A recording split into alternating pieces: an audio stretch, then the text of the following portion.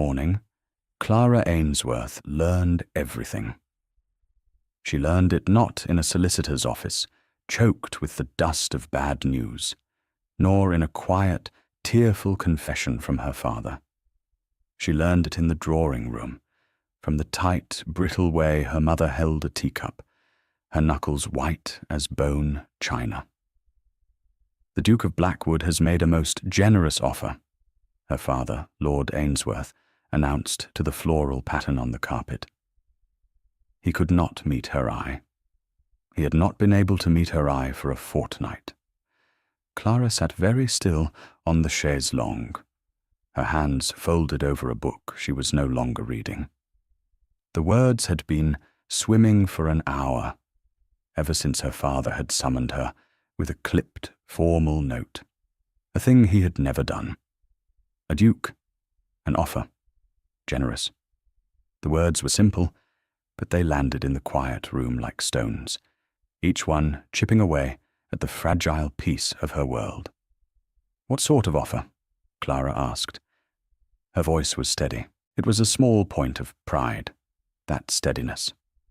It was the only thing she truly owned. Her mother set down her teacup with a clatter that betrayed her carefully composed facade. "Clara, darling, it is a marriage proposal." A proposal from a man she had never met, a duke. The Duke of Blackwood was a name spoken in hushed, almost fearful tones in London. Impossibly wealthy, impossibly powerful, and impossibly cold. A man who moved through the glittering ballrooms of the Tun like a ghost, his presence a dark, unyielding judgment on the frivolity around him. He was 32, they said, and had shown no inclination toward marriage. "I see," Clara said. And she did. She saw the frayed cuffs on her father's coat, the careful way her mother mended and remended the household linens, the dwindling number of servants.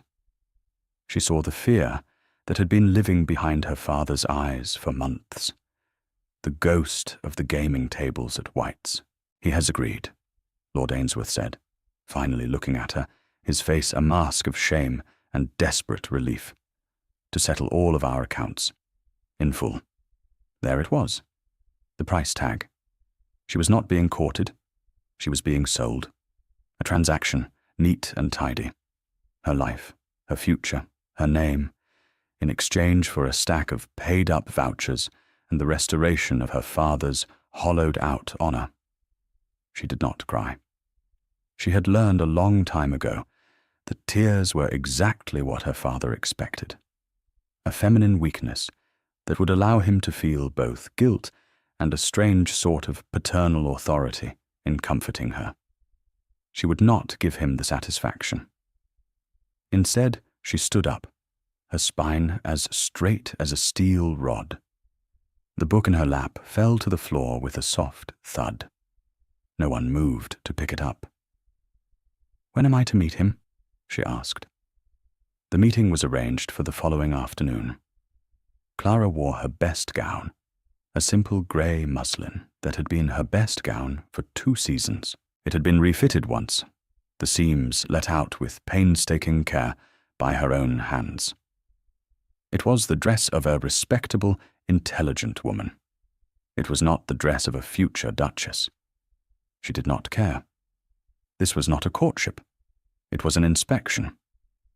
She would present herself as she was, unadorned, solvent in spirit, if not in coin. The Duke of Blackwood arrived precisely at 3. He was taller than she had imagined, a figure of stark lines and dark colors. His coat was perfectly tailored, his cravat a study in severe mathematical perfection. But it was his face that held her. It was a face of angles and shadows, dominated by eyes the color of a winter storm. They were not cruel eyes, she noted with a strange, detached part of her mind. They were simply empty, as if all the feeling had been leached out of them long ago. He bowed. It was a correct, dismissive gesture. "Miss Ainsworth." "Your Grace," she replied, her curtsy just as correct, just as cool. The air in the room was thick with unspoken things. Her father hovered, sweating slightly, trying to fill the silence with bluff, hearty pronouncements about the weather. Her mother offered tea, her voice trembling. The Duke ignored them both, his gaze fixed on Clara. It was not a look of admiration. It was not even a look of assessment. It was the look of a man examining a piece of property he was considering acquiring. He was checking for flaws, for structural weaknesses. "My man of business has spoken with your fathers," he said, his voice a low, gravelly thing that seemed to absorb the light in the room. "The terms are, I believe, agreeable." The terms? Her. She was the terms. "Yes, Your Grace. Entirely agreeable," her father blustered. Clara met the Duke's gaze directly. "The terms are agreeable to my father, Your Grace. He is the one with the debts. I am merely the currency." A flicker. Something moved in the depths of those stormy eyes. It was not anger. It was not surprise. It was recognition, as if he had seen something he had not expected. A spine where he had anticipated a swoon. He was silent for a long moment. 1 second. 2 seconds. The clock on the mantelpiece ticked, each sound an impossibly loud indictment of the shabby gentility of the room. Then he gave a slight, almost imperceptible nod. "Indeed," he said, and to her astonishment, he spoke to her, and her alone. "The marriage will take place by special license in 3 days' time. We will reside in London until the end of the season. My grandmother, the Dowager Duchess, will call on you tomorrow to assist with your preparations." He said the word preparations as if it were a distasteful but necessary chore, like hiring a new stablemaster. It was clear what he meant. He was buying a duchess, and she did not look the part. He intended to rectify that. Clara inclined her head. "You are very efficient, Your Grace." Something moved at the corner of his mouth. Not quite a smile, the almost. "I find it saves a great deal of time." He turned to leave, his business concluded. At the door, he paused and looked back, his gaze once again finding hers over the heads of her relieved, fawning parents. "Miss Ainsworth," he said, and for the first time his voice held a trace of something other than cold finality. A warning, perhaps.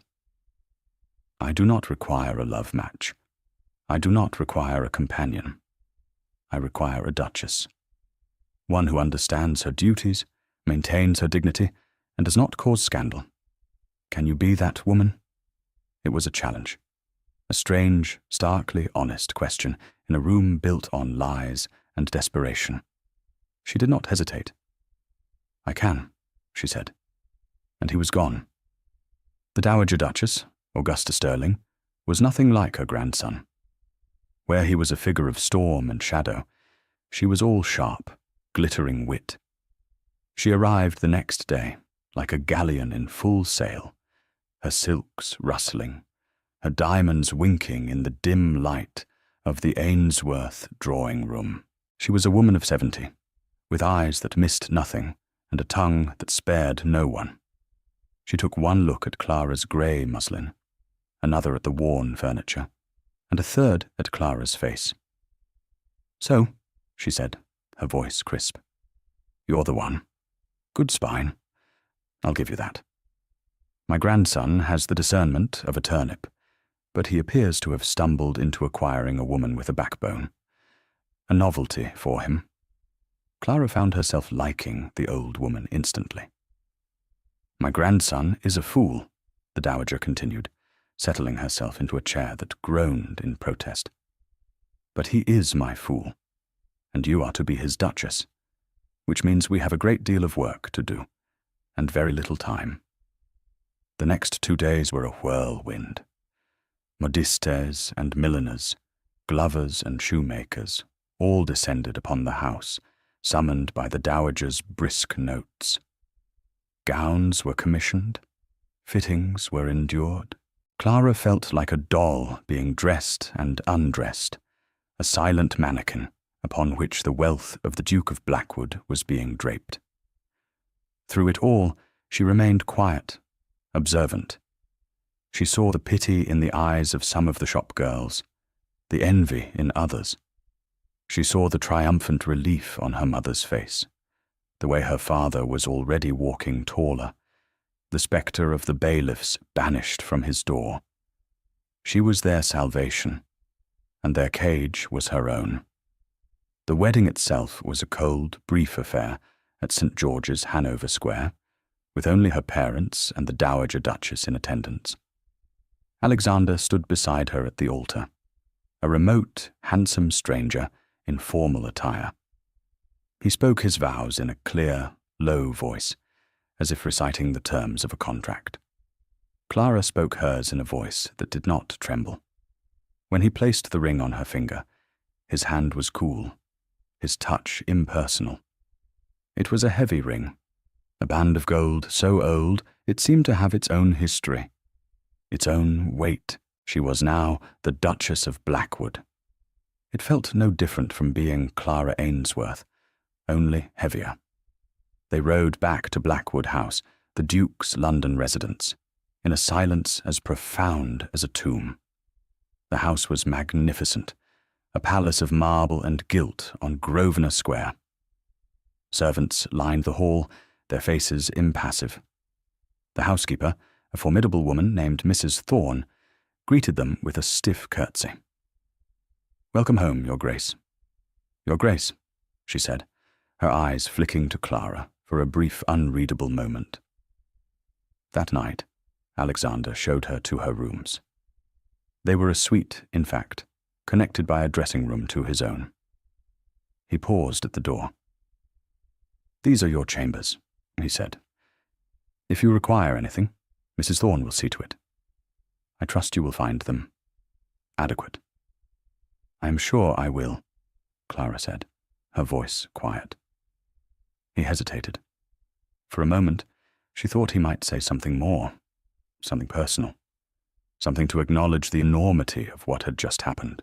They were husband and wife. He did not. He simply nodded.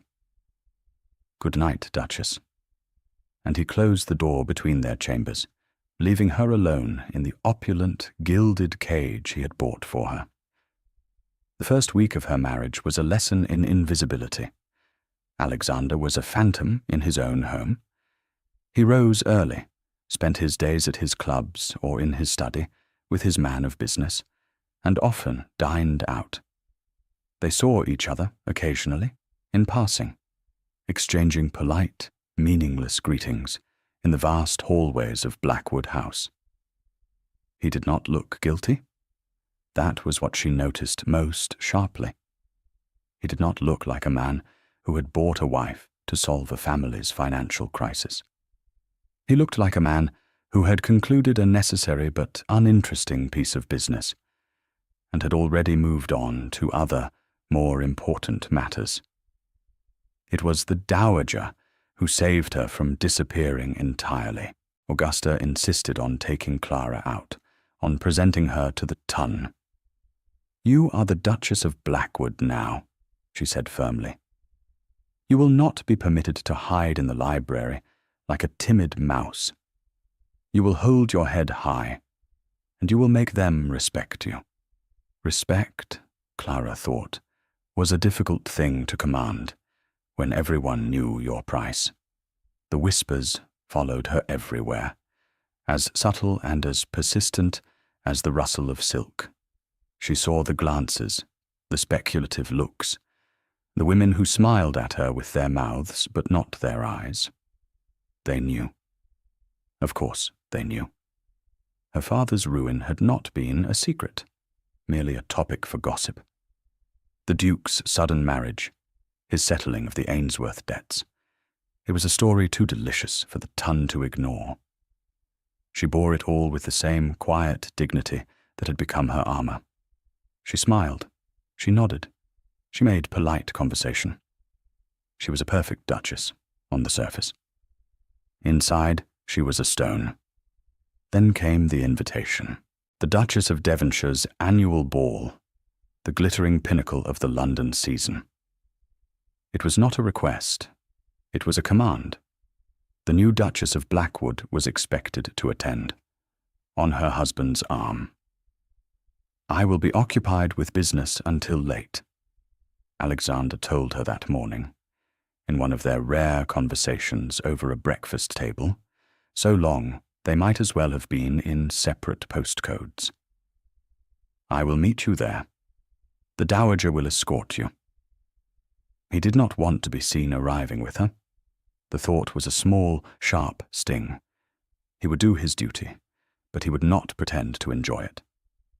Clara simply nodded. "As you wish, Your Grace." That evening, she dressed with care.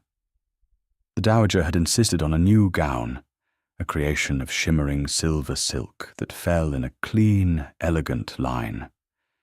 It was not fussy or overly adorned. It was a gown that spoke of wealth and status without shouting it.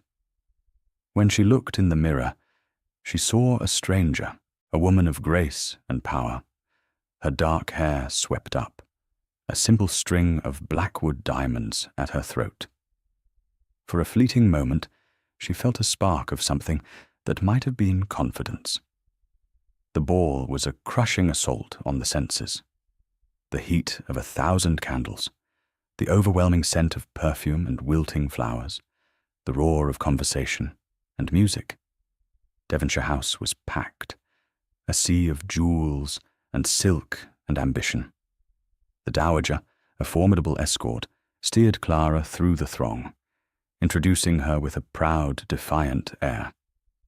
"My granddaughter, the Duchess of Blackwood." Clara smiled until her face ached. She exchanged pleasantries with people whose names she immediately forgot. She felt like an actress in a play for which she had not learned the lines. Everyone was watching her. She was the curiosity of the season, the impoverished gentlewoman who had somehow snared the great unattainable Duke of Blackwood. The charity bride, she found a small alcove behind a potted palm, a temporary refuge from the relentless scrutiny. She needed a moment to breathe, to gather her composure. The silver silk of her gown felt like a costume, the diamonds at her neck a heavy, cold weight. And then she heard the voices. They were low, but sharp with malice, carrying easily in a brief lull in the music. Can you believe the nerve? Parading her about as if she were a true lady. The voice belonged to Lady Beatrice Finch, a woman whose beauty was matched only by her venom. She was the acknowledged queen of a small, vicious circle of gossips. "Well, what can you expect?" Another voice chimed in. "They say her father was a step away from debtor's prison. Blackwood didn't just buy her a new gown. He bought the entire family." "I heard," Lady Beatrice said, her voice dripping with amusement, "that he refers to it as his Ainsworth acquisition. A bit of prime stock to ensure the succession, nothing more." A cruel little laugh. The Duke's charity bride. How utterly pathetic. The words struck Clara with physical force. She felt the air leave her lungs. She had known they were thinking it. She had known they were whispering it behind their fans. But to hear it spoken aloud, so casually, so cruelly, it was like a slap in the face. She did not cry. Her pride, that stubborn, foolish thing, would not allow it. But she could not move. She was frozen behind the palm, a statue in silver silk, the laughter of the women echoing in her ears. She felt a presence behind her, a shadow falling over her. She thought it was a footman, and her mortification deepened. But it was not a footman. Lady Beatrice. The voice was ice, It cut through the warm, cloying air of the ballroom, silencing the chatter, the laughter, everything. Clara turned slowly. Alexander stood there, the Duke of Blackwood. He had arrived. He had heard.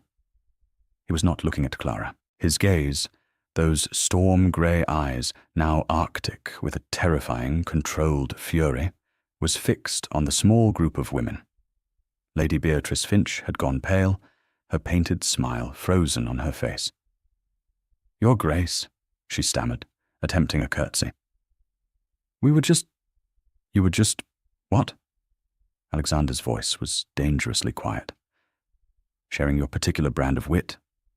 I find it lacking." He took a step forward, and the women instinctively shrank back. He was no longer the aloof, remote Duke. He was a predator, and they were his prey. He was close enough to hear every word, and he did not stay silent.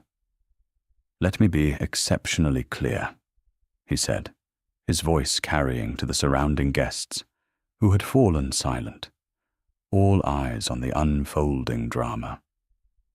"You are speaking of my wife, the Duchess of Blackwood, a woman whose grace, intelligence, and dignity are so far beyond your comprehension that you can do nothing but attempt to tear her down." He took another step, his gaze sweeping over Lady Beatrice and her companions. "Her father's finances are no concern of yours. The circumstances of our marriage are no concern of yours. But her honour," he said, his voice dropping to a near whisper that was more menacing than any shout, "is my concern, and you will not besmirch it. Not in my hearing." He paused, letting the weight of his words settle. The silence in the ballroom was absolute. "You find her position pathetic?" he continued, a note of pure derision in his tone. "I find your jealousy pathetic. You find her a charity case?" "I find her a treasure I was fortunate enough to acquire."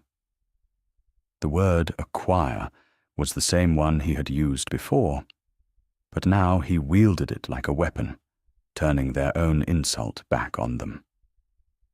"She is the Duchess of Blackwood, and you will address her with the respect she is owed.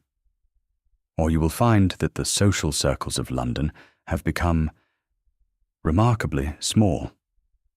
It was a threat, cold and unmistakable. He was the Duke of Blackwood. He could ruin them with a word. He turned his back on them, a gesture of ultimate dismissal. He walked the few steps to the alcove where Clara still stood, frozen. He did not look angry anymore. He looked weary. He held out his arm. "Duchess," he said, his voice once again low, but this time for her ears only. "I believe this is our dance." She looked at him, truly looked at him, for the first time. She saw the man who had just defended her, publicly, ruthlessly, the man who had called her a treasure, the man who had stood between her and the cruelty of the world. She placed her hand on his arm. His touch was firm, steady. As he led her out of the alcove and onto the dance floor, the whispers started again. But they were different now. They were whispers of awe, of fear, of grudging respect. The orchestra began a waltz. He took her in his arms, his hand firm at the small of her back. They began to move, two solitary figures in the center of a sea of watching eyes. He did not smile. He did not say a word. But as they danced, for the first time since she had become the Duchess of Blackwood, Clara felt as though she might not be entirely alone. The man who had bought her had just, in front of the entire world, claimed her as his own. And it changed everything. "We'll take a very short break. If you don't want to miss new stories, please subscribe to the channel." The carriage ride home was a study in silence.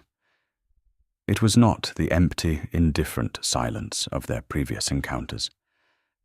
This was a silence thick with the unspoken, charged with the energy of the explosion at the ball. Clara sat on her side, her hands clasped tightly in her lap, the silver silk of her gown a cool weight against her skin.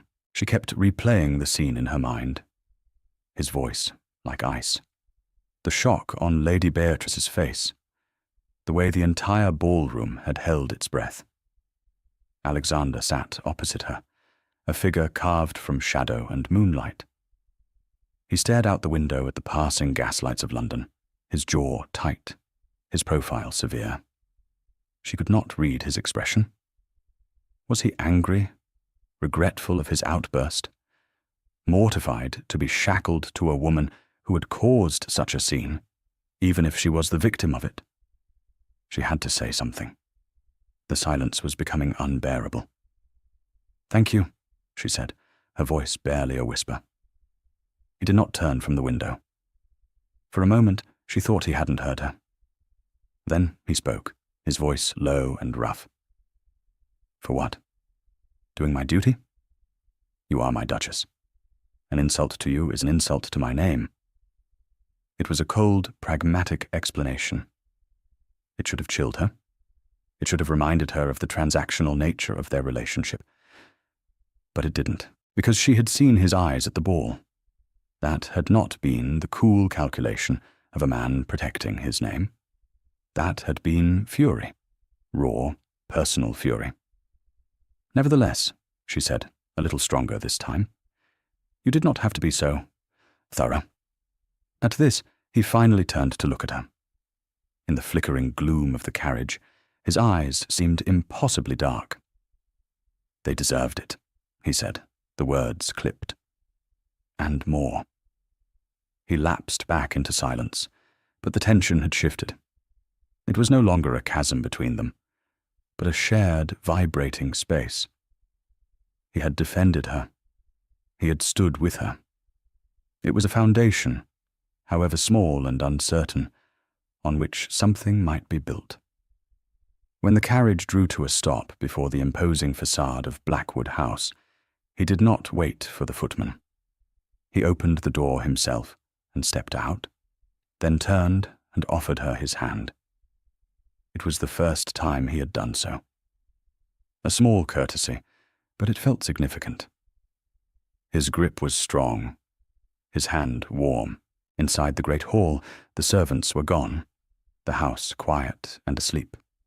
A single lamp burned, casting long shadows on the marble floor.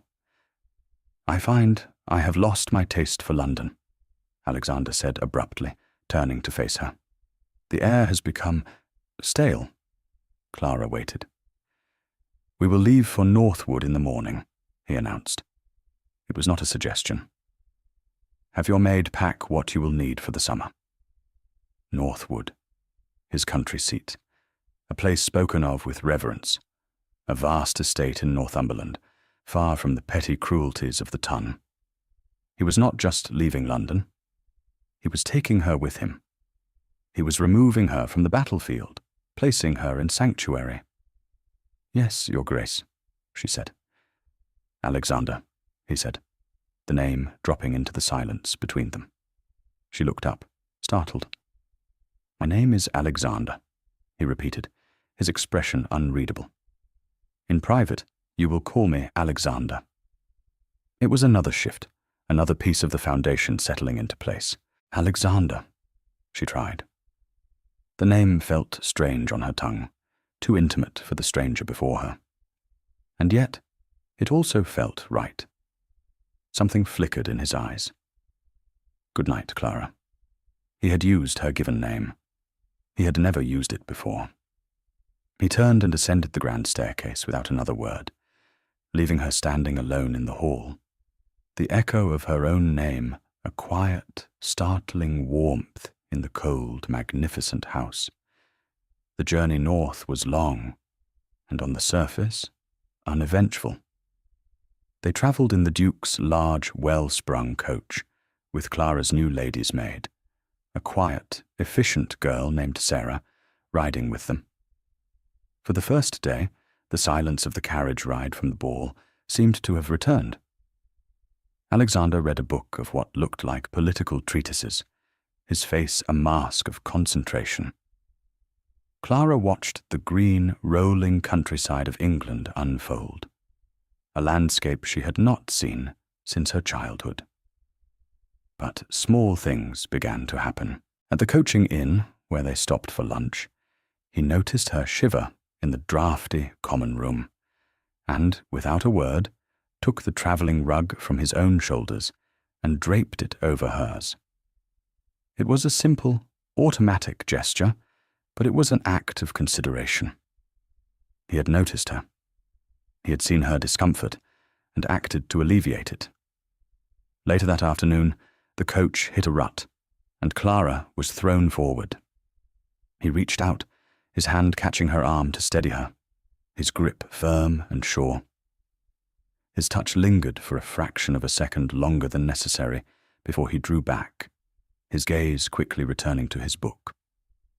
But she had felt it, the warmth of his skin through the fabric of her sleeve, the latent strength in his hand. They were small moments, almost nothing. But for Clara, who had been starved of any genuine human connection for so long, they were everything. They were tiny cracks appearing in the icy facade of the Duke of Blackwood. On the evening of the second day, they arrived at Northwood. As the carriage crested a hill, Clara caught her first glimpse of it.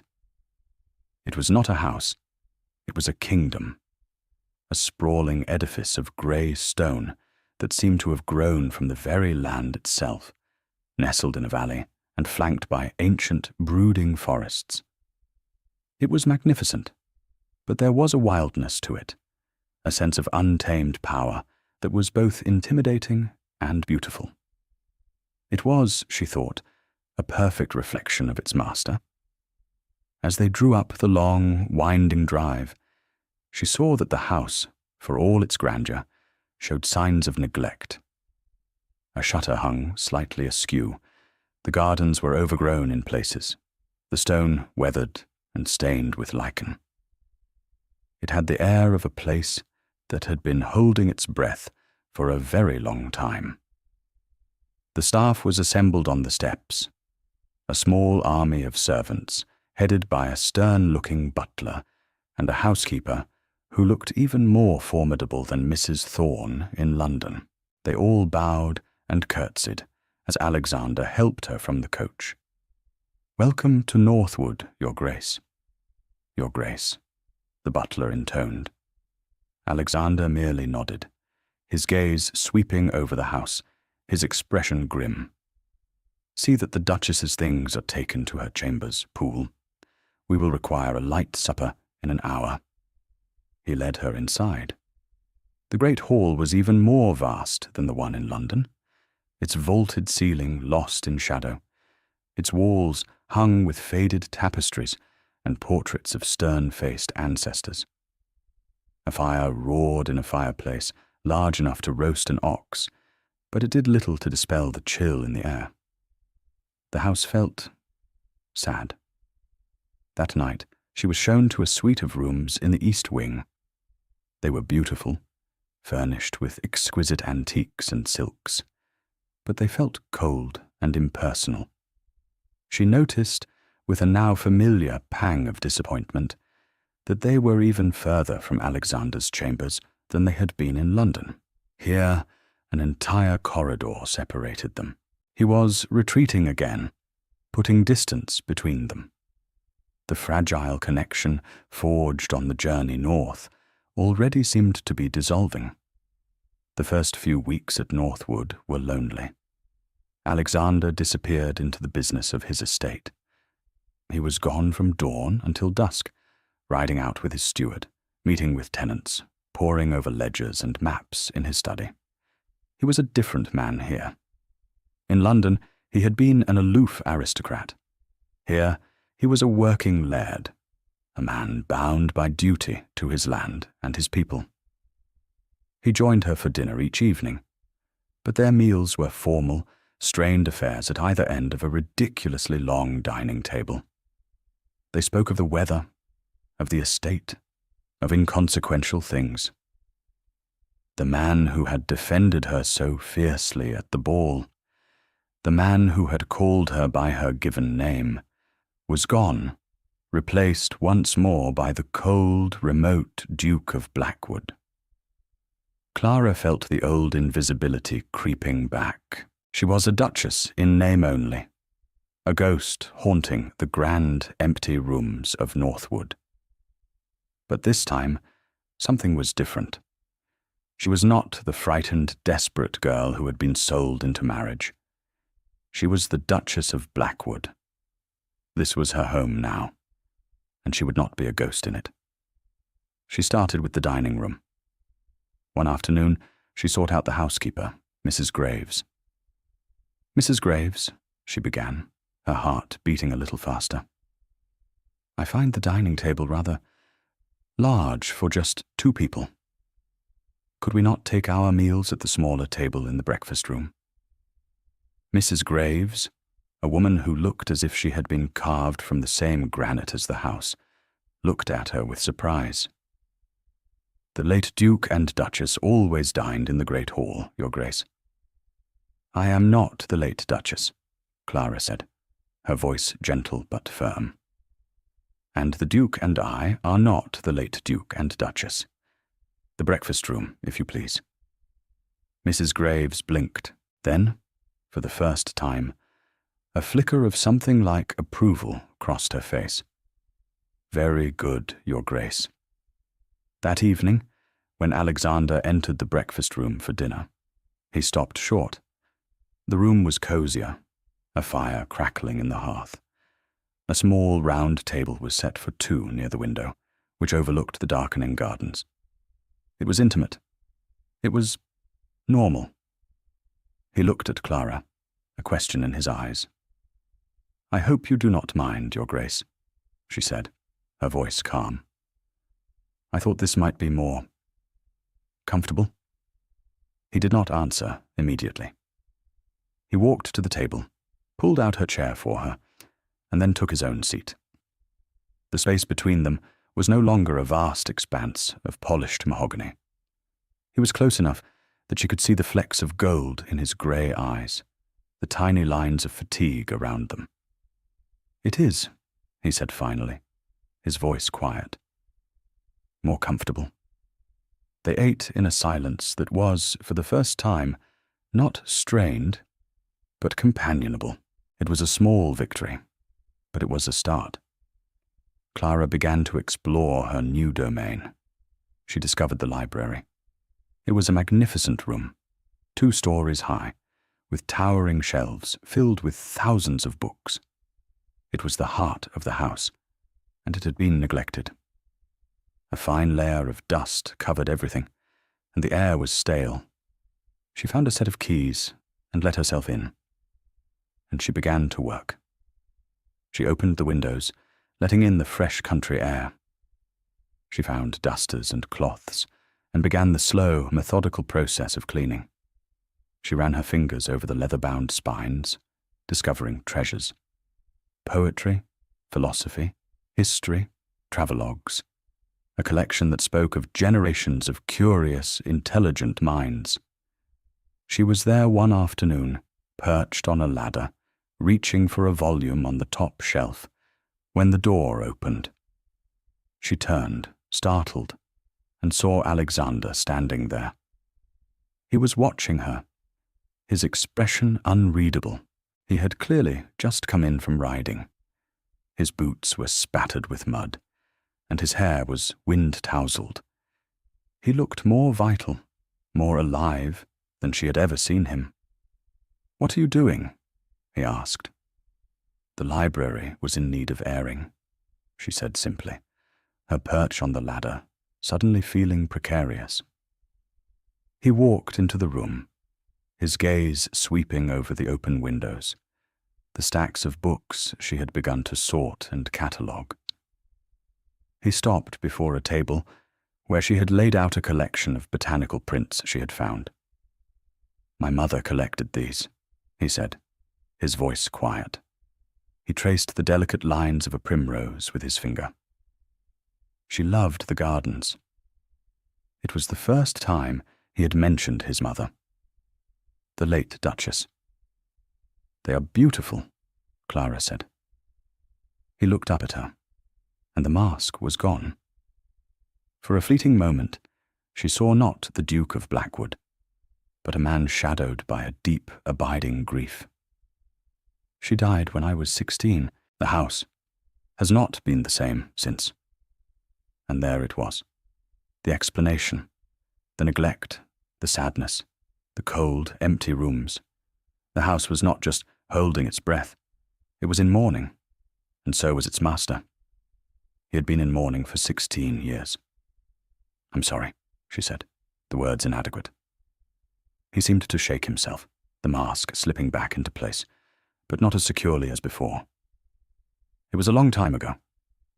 He looked back at her on the ladder. "Be careful," he said. "That rung is loose." He turned and left as abruptly as he had arrived. Clara stayed on the ladder for a long time after he was gone. He had shared something with her, a piece of his past, a piece of his pain. And he had warned her about the loose rung.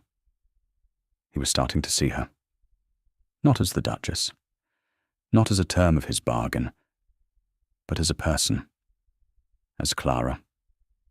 A few days later, the Dowager Duchess arrived at Northwood, sweeping in with her usual whirlwind of energy and sharp observations. She took one look at the newly cleaned library, the cozier dining arrangements, and the subtle but definite changes in the atmosphere of the house, and she smiled. "Well, well," she said to Clara, tapping her on the arm with her fan. "It seems you are not a mouse after all, more of a house cat, quietly making the place your own." Augusta's presence seemed to relax Alexander. He smiled more in her company, the lines of his face softening. One evening, after dinner, the three of them sat in the library, Clara's library, as he had started to call it. The Dowager was recounting a scandalous story from her youth, and to Clara's utter astonishment, Alexander laughed. It was not a grand, booming laugh, but a low, rusty sound, as if the mechanism for it had not been used in years. But it was genuine, and it was beautiful. Clara felt a strange, unfamiliar fluttering in her chest. She looked at him, at this stranger she was married to, and felt a wave of something warm and protective. She wanted to make him laugh again. She began to take an interest in the estate beyond the house. Accompanied by the Dowager, she started visiting the tenant farms and the village.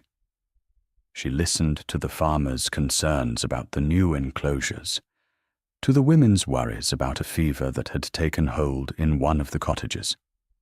She learned their names, the names of their children. She did not do it to play the grand lady. She did it because she was practical. A healthy, prosperous tenancy meant a healthy, prosperous estate. It was common sense. But it was more than that. She found she cared. She remembered what it was like to worry about making ends meet, to feel the cold hand of poverty at the door. She spoke to Alexander about what she had seen. She didn't make demands. She simply reported. "The roof at the Miller cottage is leaking badly. Their youngest has a cough. The widow Hemlock's fence was broken by the storm. Her sheep keep wandering onto the road." He would listen, his expression thoughtful, and say little. But the next day, she would hear that a cart of tiles had been dispatched to the Miller cottage, or that 2 estate workers had been sent to mend the widow's fence. He was listening, and he was acting. They were becoming a partnership. Unspoken, unacknowledged, but a partnership nonetheless. One afternoon, she was walking in the overgrown rose garden, a place that had clearly once been his mother's pride. She was trying to identify a particularly stubborn weed when he appeared, walking toward her down the gravel path. "The roses have been neglected," he said, stopping beside her. "They are resilient," she replied, looking at a single, perfect crimson bloom that had fought its way through a thicket of thorns. "They just need some care." He looked not at the rose, but at her.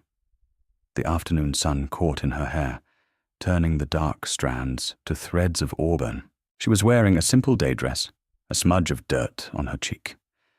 She was not the pale, frozen Duchess from the London ballroom. She was vibrant, alive. She was beautiful. "Clara," he said, his voice low. She looked up at him, and she saw it. The hunger, the longing, the years of tightly controlled emotion threatening to break free. It was all there, in the stormy depths of his eyes. Her heart began to beat a frantic rhythm against her ribs. "Alexander," she whispered, the name a breath of air. He took a step closer. He raised his hand, as if to touch her face, his fingers trembling slightly. The air crackled between them. This was it. The moment everything would change. Then, from the direction of the house, a voice called out, "Your Grace, a carriage is approaching." The moment was broken. The spell shattered. Alexander dropped his hand, a shuttered expression falling over his face. The Duke of Blackwood was back. "It seems we have visitors," he said, his voice devoid of all emotion. They walked back to the house in silence. A grand, unfamiliar carriage was pulling up the drive. As a footman opened the door, a woman stepped out. A woman of striking beauty and fashionable attire, a malicious, triumphant smile playing on her lips. It was Lady Beatrice Finch. Lady Beatrice's arrival shattered the fragile peace of Northwood. She descended upon the house like a blight, accompanied by two of her equally vacuous friends, claiming they were on a tour of the North and simply had to call upon the dear Duke and his new Duchess. It was a lie, and everyone knew it. She had come for a rematch. "My dear Duchess," she cooed, taking Clara's hand in a grip that was surprisingly strong. "How lovely to see you looking so rustic. The country air certainly agrees with you." The compliment was an insult, her eyes sweeping over Clara's simple gown with disdain. Clara felt a familiar cold dread creep into her stomach. But then she looked past Lady Beatrice and saw Alexander. He was watching her, his expression a mixture of anger and a strange sort of anticipation. He was not going to rescue her this time. He was waiting to see what she would do. And in that moment, something shifted in Clara. She was not the terrified girl in the alcove anymore. This was her house, her home. She smiled, a calm, serene smile that did not quite reach her eyes. "Lady Beatrice, how kind of you to visit. It is always a pleasure to welcome guests from London. It reminds us of what we are so happy to have left behind." The barb was subtle, but it hit its mark. A flicker of annoyance crossed Lady Beatrice's perfect features. The dowager, who had appeared as if by magic at Clara's elbow, let out a small, appreciative cough. The next few days were a battle of wills, fought with polite smiles and coded insults. Lady Beatrice and her friends treated Northwood as their personal playground. They were loud, demanding, and openly critical of the house's shabby state. They tried to draw Clara into their vapid conversations about fashion and gossip, their questions laced with condescension. "Don't you miss the balls, Duchess? It must be dreadfully dull up here with only the sheep for company." "I find the company of sheep far more honest and considerably less demanding," Clara replied evenly, not looking up from the estate ledger she was reviewing. They tried to get a rise out of her, to make her reveal herself as the common, impoverished girl they believed her to be. They mocked her interest in the estate, her conversations with the housekeeper, her visits to the tenants. I saw the Duchess actually speaking to a farmer today. One of them giggled over tea, as if she knew the first thing about agriculture. A knowledge of agriculture is essential when one is responsible for the land and the people who work it, Clara said, her voice cool. It is a far more useful skill than, say, mastering the art of the malicious rumor.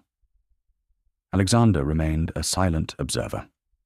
He was polite, a perfect host on the surface, but Clara could feel the storm gathering behind his eyes. He watched her, his gaze intense. He saw her parry every thrust with a quiet grace that was more effective than any angry outburst. She did not stoop to their level. She simply rose above it. The climax came during a dinner party. The local gentry had been invited to meet the new Duchess, and Lady Beatrice saw it as her stage. She had been drinking more wine than was proper, and her malice had become less subtle. The conversation had turned to the improvements Clara had begun to make around the estate. The local squire was praising her efforts in organizing a new village school. "Our Duchess has a true gift for charity," he boomed appreciatively. Lady Beatrice seized the word like a weapon. "Oh, yes," she said, her voice carrying across the table. "The Duchess is well acquainted with charity. Weren't we just saying, Your Grace?" She turned to Alexander, her smile sharp and dangerous.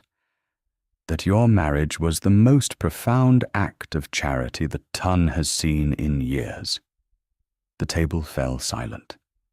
The local guests looked confused, sensing the undercurrent of malice, but not understanding its source. Clara felt the blood drain from her face. It was the ballroom all over again, the same insult, delivered with even more venom. She looked at Alexander. His face was granite. He placed his knife and fork down on his plate with a quiet, deliberate click that sounded like a gunshot in the silent room. But before he could speak, Clara found her voice. She turned her head and looked directly at Lady Beatrice, a look of calm, almost clinical pity on her face. "Lady Beatrice," she said, her voice clear and carrying. "You seem to be under a misapprehension. You mistake a business transaction for charity. My father had debts. The Duke had a need for a wife. An arrangement was made that was mutually beneficial. It was a matter of commerce, not pity." She let that sink in, the stark, brutal honesty of it shocking the table into deeper silence. "What I find truly charitable," Clara continued, her voice gaining strength, "is our continued hospitality to guests who show such poor breeding. You came to my home, you have eaten my food and drunk my wine, all while seeking to insult me and my husband. That, Lady Beatrice, is a level of tolerance that borders on saintliness." She picked up her wine glass and took a small, deliberate sip, her eyes never leaving Lady Beatrice's face. "But even a saint's patience has its limits, and I am no saint." It was devastating. She had not raised her voice. She had not cried.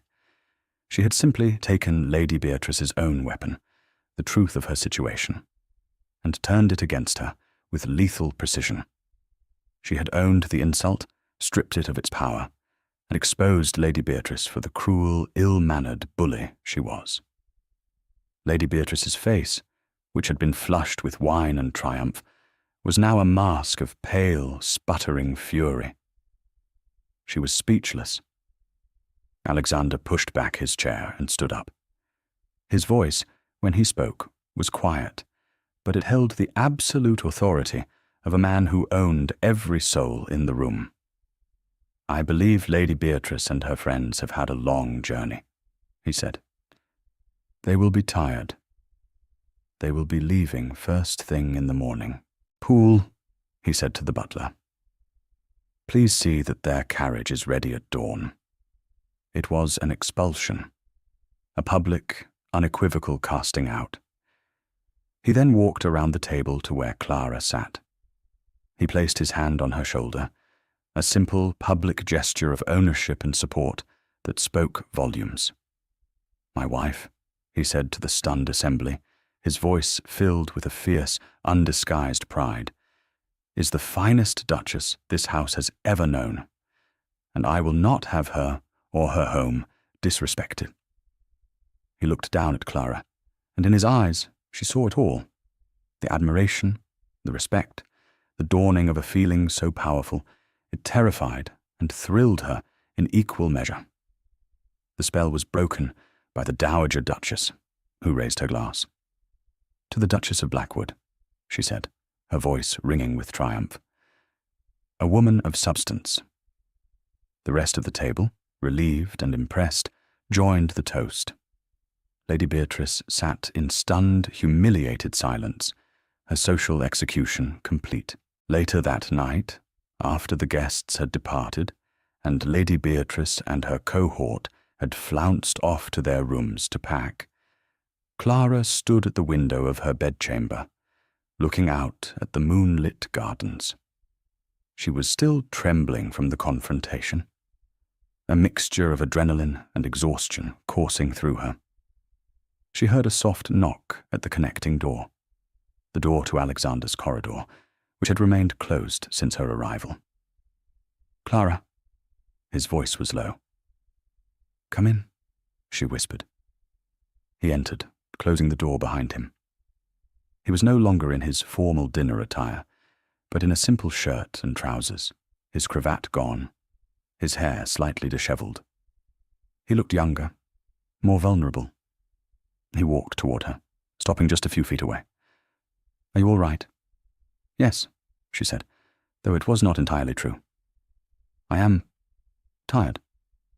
What you did tonight, he began, his voice rough with emotion. It was magnificent. She shook her head. It was necessary. I could not let her. I would not be that girl in the ballroom again. You were never that girl, he said fiercely. Even then, you had more courage and dignity in your little finger than she has in her entire body. He took a step closer, closing the remaining distance between them.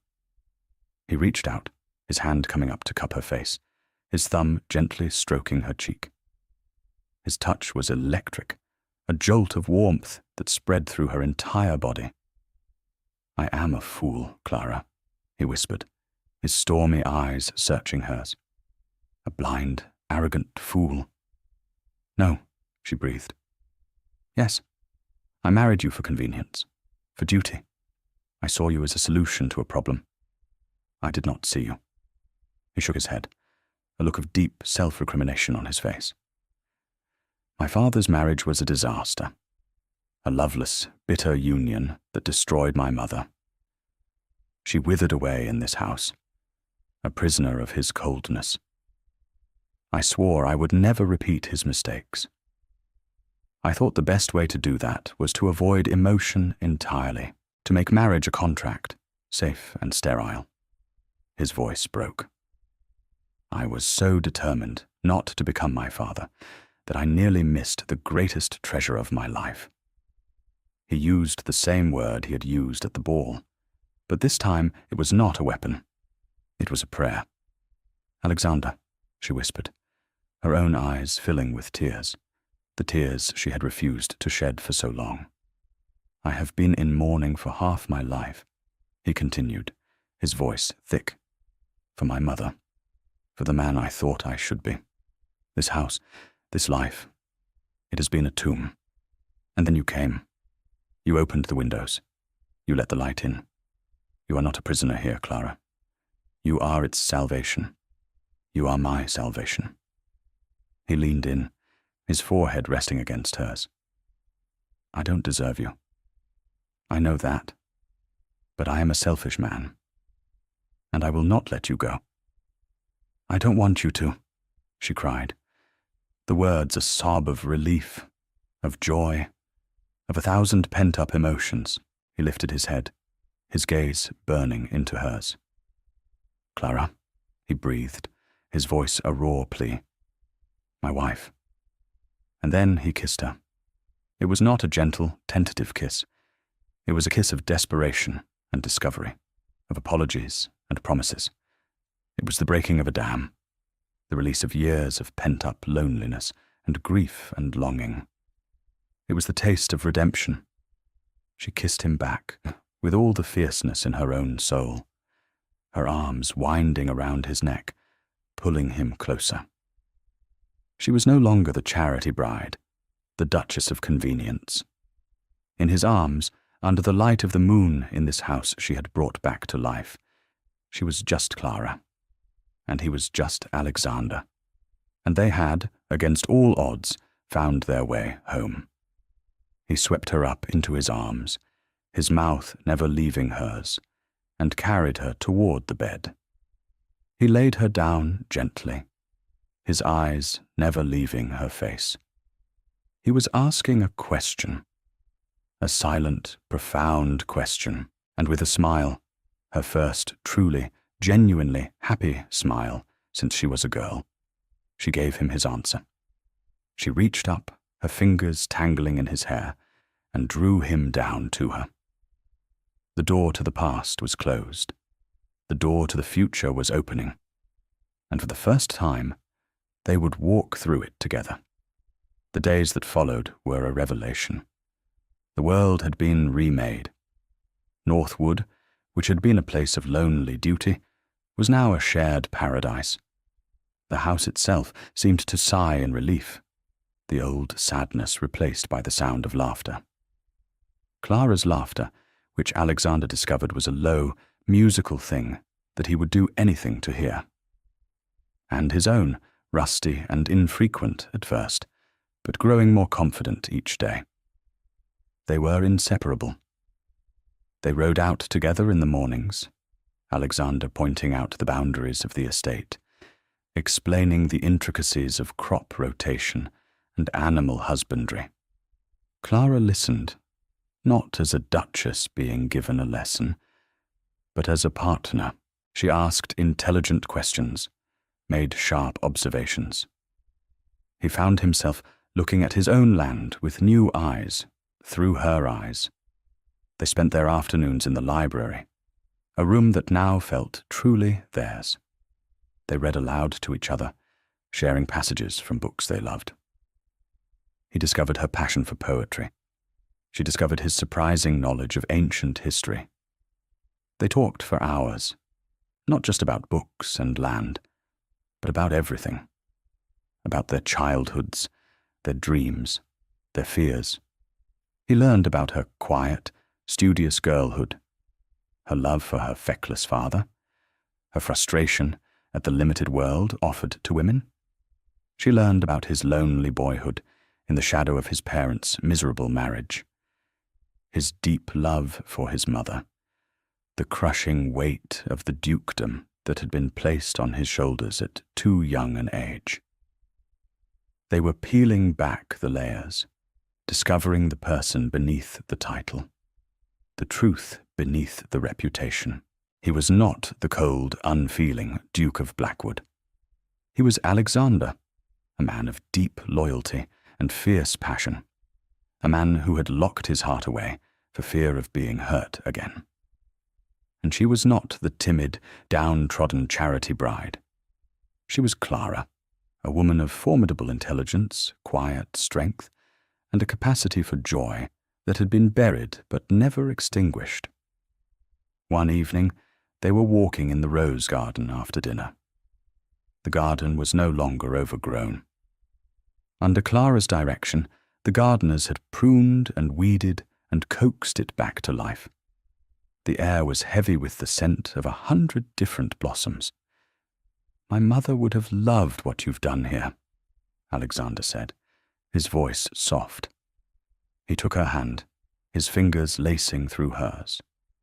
It was a simple, natural gesture, and it filled her with a profound sense of peace. She would have loved you, he added, stopping to look at her in the twilight. You are the daughter she always wanted, strong and kind and unafraid. I was afraid, Clara confessed, for a very long time. I know, he said, and I was the cause of it. Can you ever forgive me, Clara, for the way our marriage began, for the coldness, the distance? She brought his hand to her lips and kissed it. There is nothing to forgive, Alexander. It was a path. It led me here. It led me to you. How can I regret the path when I love the destination so much? His eyes shone with an emotion so deep it stole her breath. He pulled her into his arms and held her tight, burying his face in her hair. I love you, he whispered, the words he had never said to anyone, the words he had never thought he would say. I love you more than my own life. And I love you, she said, her voice muffled against his chest. It was the simplest, most profound truth in the world. They decided to return to London. It was Clara's idea. We cannot hide here forever, she said one morning at breakfast. The small, round table was now their preferred spot, a symbol of their new intimacy.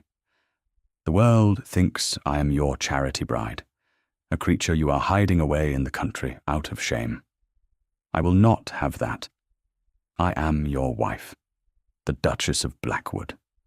I want to return to London on your arm, not as your acquisition, but as your partner.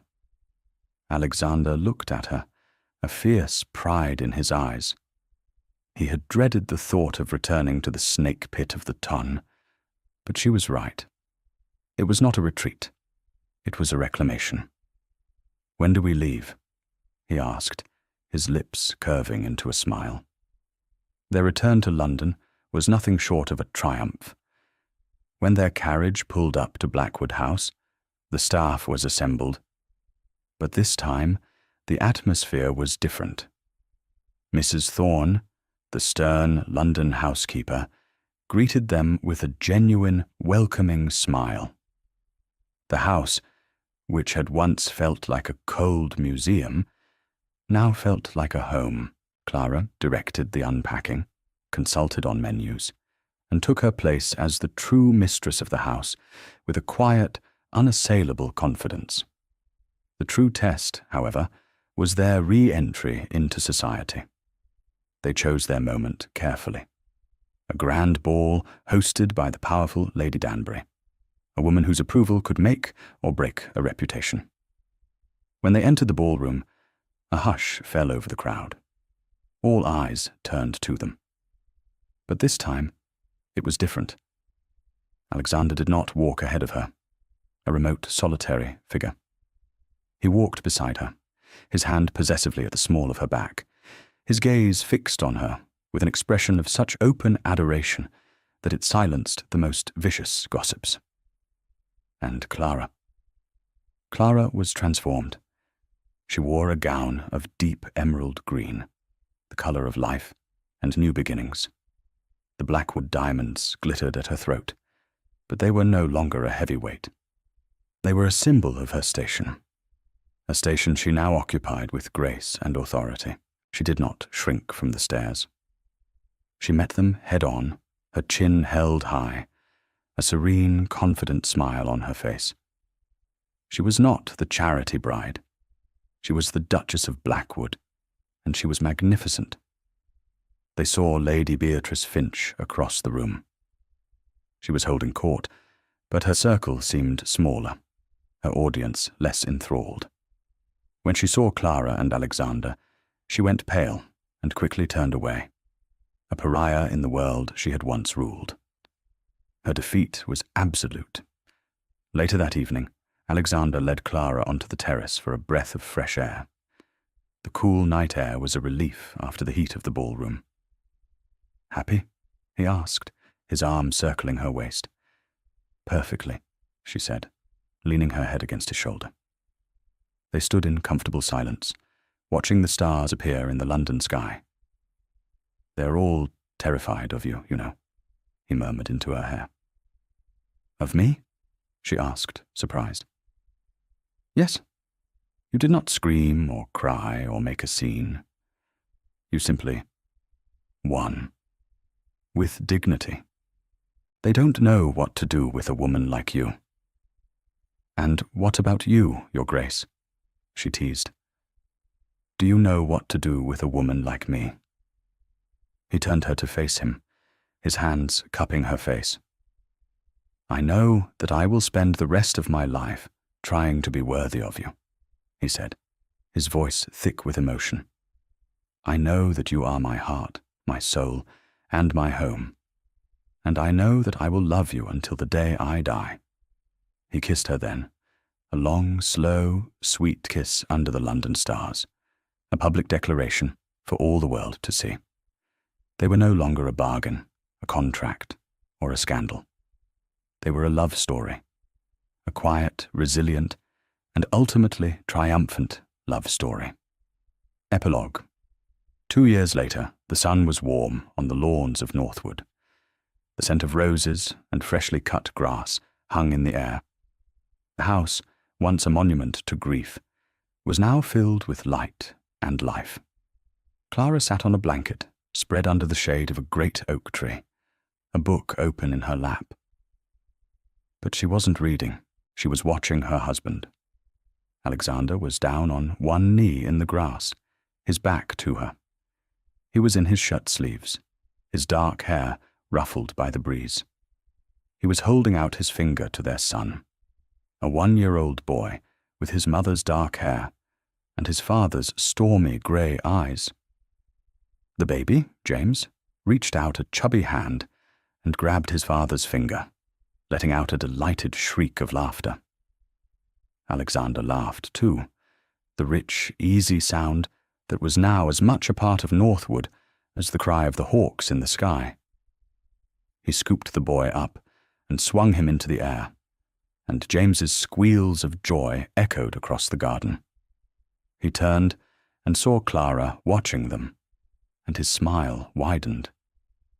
He walked over to her, settling on the blanket beside her, the baby still cradled in his arms. He is going to be a terror, Alexander said, his voice filled with love. He gets it from his father, Clara replied, reaching out to stroke her son's soft cheek. James, tired from his exertions, nestled his head into his father's shoulder, and his eyes began to droop. Alexander held him close, his large hand gently patting the boy's back. They sat in comfortable, happy silence, a family. The Duke, the Duchess, and their heir. But they were so much more than their titles. They were Alexander and Clara and James. Do you remember that first ball? Clara asked softly. Alexander's expression sobered. How could I forget? I was a brute. No, she said, taking his free hand. You were my champion. Even then. Even when you didn't know it. She looked around at the thriving garden, the vibrant house, the man beside her, the child in his arms. It's strange, she mused. They called me the charity bride. They thought you had saved me from ruin. I did, he said quietly. Yes, she agreed. But what no one ever knew, what even we didn't know then, was that I was saving you too. He brought her hand to his lips, his eyes, no longer stormy but clear, and filled with love, holding hers. You did more than save me, Clara, he said. You brought me back to life. She leaned her head on his shoulder, her heart full. The whispers of the past were long gone, replaced by the quiet, steady beat of a life built on love, respect, and the profound joy of being truly, completely seen. The quiet dignity of their love had outlasted all the loud cruelty of the world. Thank you for listening to the story, all the way to the end. Please tell us which city you're watching from, and what the story made you feel. Don't forget to subscribe so you won't miss new stories.